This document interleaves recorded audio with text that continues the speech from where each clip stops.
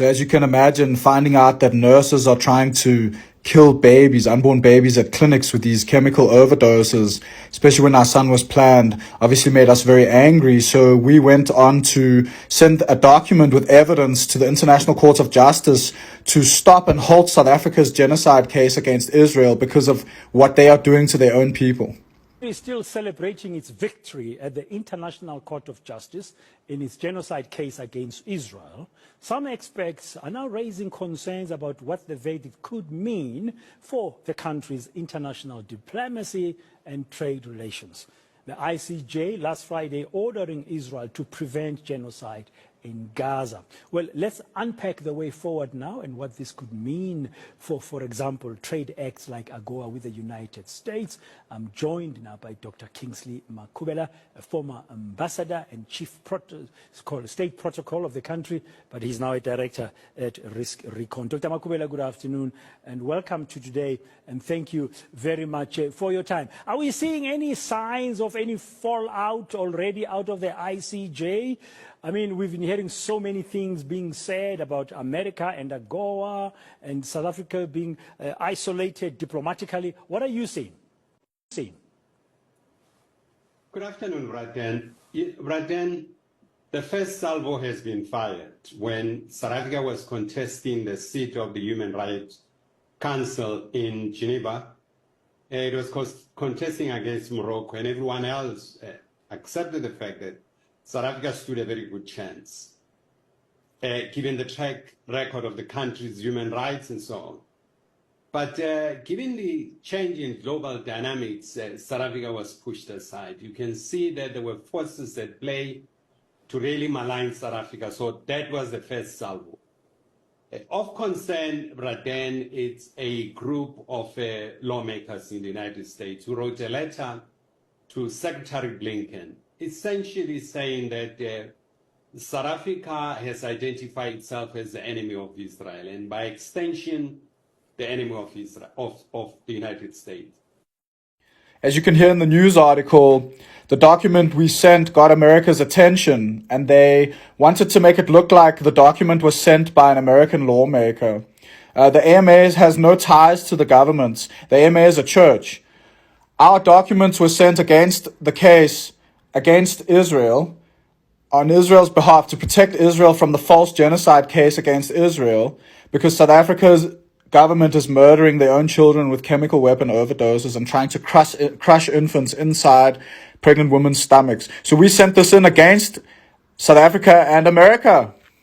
So what America are trying to do here with our evidence is trying to make themselves look like they're on Israel's side. But in fact, the evidence that I'm about to show you right now, right, is very political, is that America actually funded Hamas and all the terror organizations around the world. So America are actually on South Africa's side against Israel, funding terror organizations to murder Christians and Jews, and also little children here in South Africa. So no, America has nothing to do with the victory at the ICJ, and here's the evidence. Mr. Roman, are you aware that we are sending $40 million a week to the Taliban? Yes, sir. Can you name other instances of foreign aid going to terrorist organizations? We have assisted al-Shabaab in Somalia. There's been instances of the Khamsi network in Sudan, Hamas, Islamic Jihad, Hezbollah, Kataib al-Hezbollah, Hayat Tahrir al-Shams in Syria. Dozens of terror organizations have received indirect assistance from U.S. foreign aid. Let's use Gaza as our case study. $2.1 billion in American taxpayers' money to Gaza since October 7th when Hamas invaded southern Israel. Cooperating with the Taliban to do so, mitigating every conceivable threat, particularly threats against aircraft. Let's get this thing done by the 31st and step away. Director Brennan, the Taliban, as mentioned, is providing the first layer of security, which is just stunning to even contemplate that that's the situation we're in, to rely on the Taliban for American security. But what options do we have? What leverage do we have with the Taliban to say, step it up? Well, Savannah, we have no alternative but to work closely with the Taliban. They control the area outside of that airport. And so therefore we have to interact with them. We're not relying on them, but in terms of making sure that they're doing everything possible to prevent individuals who have a terrorist agenda from getting close to that airport. All right, we got a Fox News alert. This is breaking. A CIA official has been charged for allegedly leaking classified documents and satellite stuff about Israeli military plans against Iran. Unbelievable. Ty Pyro has the story. Here's what we know. The leaked documents appear to show Israel's plans to retaliate against Iran for a missile attack earlier this year. Now, according to court documents, the defendant, Asif William Rahman, was indicted last week in federal court in Virginia on 2 counts of willful retention and transmission of national defense information. He was arrested by the FBI yesterday in Cambodia, now being held in Guam, where he's expected to face charges. The New York Times saying the suspect, quote, held a top secret security clearance with access to sensitive compartmentalized information, which is typical for many CIA employees who handle classified materials. He could face 2 counts of violating the Espionage Act. So let me give you a quick breakdown of the devil here and how the governments actually through spirit worship the devil. And you can see it here and how they promote these agendas, right? You can see here how Islam and Baphomet are actually linked. And LGBTQ are linked because this man who was a pedophile, who slept with a 9-year-old girl, wore her clothes. And this is also a part of child sacrifice and abortions and all these things. This is the devil. The devil works through these people in spirit. You can see it.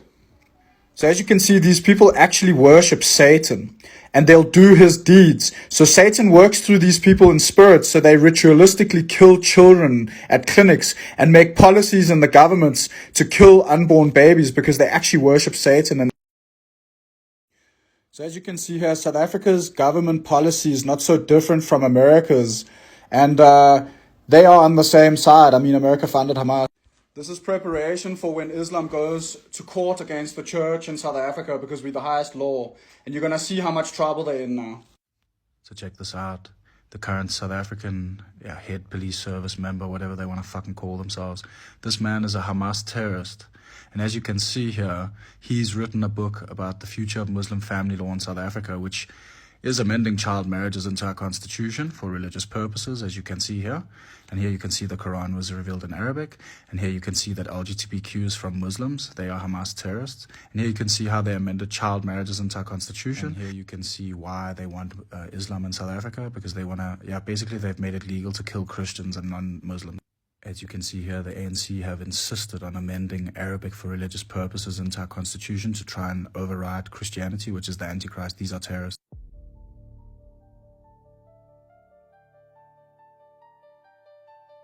What you gonna do to me? Pussy bitch A and C. You're all pedos, G. I'm G-O-D.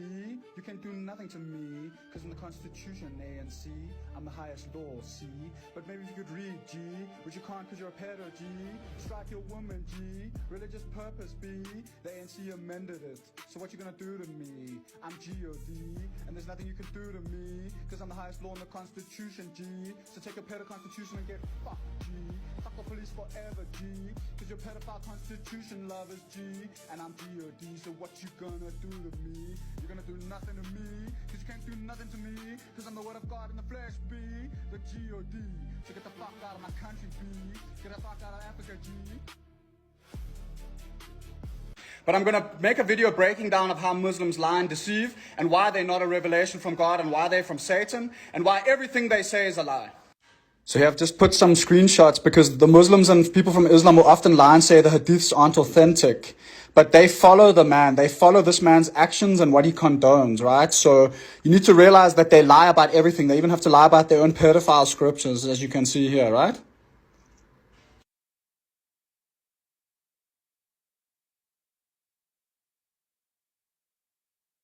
And as you can see here, the Prophet Muhammad never performed any miracles, so he's definitely not from God.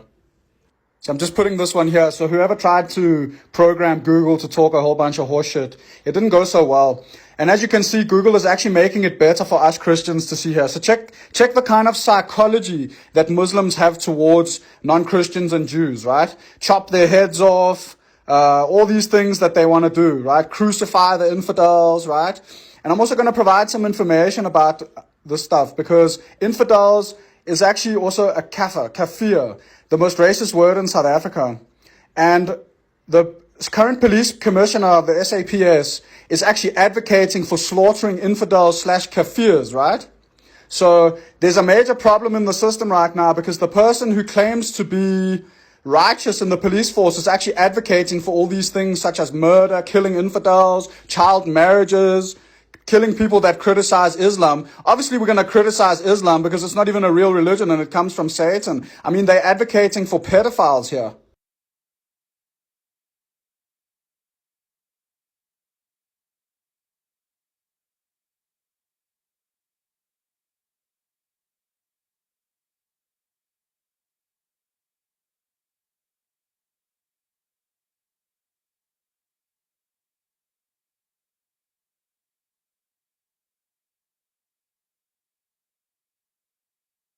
So as you can see here, Muslims think it's okay to rape captured women and sleep with captured women. So if they capture a woman, it's fine for them to sleep with you if you don't want to. So as you can see, the wording, female captives. So you see my whole point here. They want to have female captives. They're going to capture a woman and then they're going to sleep with her. That's okay. Female captives. Do you see how twisted this psychology is? And the police commissioner advocates for this in South Africa. The police minister of SAPS advocates for this in South Africa. So as you can see here, the Quran and the Hadiths and all this were revealed 550 to 600 years after the completion of the New Testament. And as you can see in the New Testament, it clearly states here there's no other gospel. So here's another debunking lie about these people. They're lying. And the evidence is right in front of you. Now here's another contradiction that goes against the Bible and why Islam and Muslims have nothing to do with God is that it clearly states in the Bible that hurting a little child is a sin. And these people advocate for marrying children. So now I'm going to break down a manipulator's psychology. Projection is projecting what you do onto others because you're guilty. And here's a common lie all Muslims use. They'll claim Rebecca was 3 in the Bible and they'll claim Mary was 12. But no Bible scripture can be provided by a Muslim to prove that this is true. And here's evidence that Islam literally comes from Satan. You can see it here, right?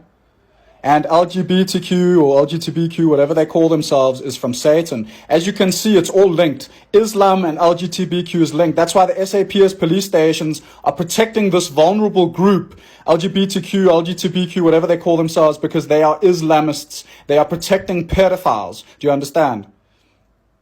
Now, this part is especially for the native South Africans. I'm married to a native South African lady. I'm married to a black lady. You can see me, I'm a Mlungu, and I'm head of the church in South Africa. Islam is the only religion that kept black slaves. In the Bible, it never mentions a black slave. It only mentions a black slave in Islam. And the police minister, the SAPS minister, is a Muslim who advocates for having black slaves because he advocates for being a Muslim. So as you can see here, my native South Africans, if someone tells you they're Muslim, they're actually advocating for black slaves. And you can see here the word kafir actually means non-Muslim or infidel. And Muslims want to kill infidels, as you can see here. They killed infidels. Muslims want to kill kafirs, who are non-believers in Islam. This is why it's the biggest deception ever. And as you can see here, there's no verses in the Bible that talk about black slaves. As a white South African, I am also a proud kafir because I am a disbeliever in Islam and I'm a disbeliever in Satan. Amen. So as you can see, the South African government's agenda is to push the Islamic faith, which advocates for a man that slept with a 9-year-old girl and wore her clothes. And these individuals are being moved into the education department to try and push the Islamic agenda, right? These people follow a pedophile. Right? And the ANC government are advocating for this. They're advocating for murdering children and they're advocating for terrorists. And another thing here you'll see is that the Democratic Alliance, the DA, is actually also involved in attempting to push this agenda because they're also trying to cover it up. That's why the government of South Africa, the GNU, are actually working together to push this agenda to kill children. Evidence of a DA cover-up will be shown later in the videos that are presented here, in the video that's presented.